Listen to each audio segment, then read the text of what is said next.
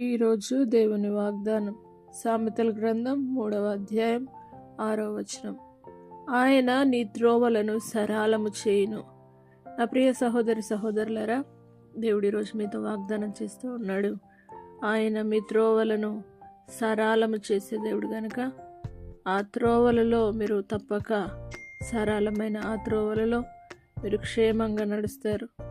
ఆ వాక్యమే మిమ్మల్ని నడిపిస్తుంది అని దేవుని వాక్కు సెలవిస్తుంది. కాబట్టి ఆయన మీ త్రోవలను సరళము చేసి వాక్యపు వెలుగులో మిమ్మల్ని నడిపించునుగాక. ప్రార్థన. పరిశుద్ధుడా, నమ్మదగిన దేవా, మీ వాక్కు వాగ్దానం సెలవిచ్చిన విధంగా మీ త్రోవలను సరళం చేయుదునని వాగ్దానం చేసిన సర్వశక్తి గల దేవా, ప్రతి ఒక్కరు నీ వాక్యపు వెలుగులో వారి త్రోవలను సరళము చేయబడిన ఆ త్రోవలలో దేవా నడుచుదురుగాక.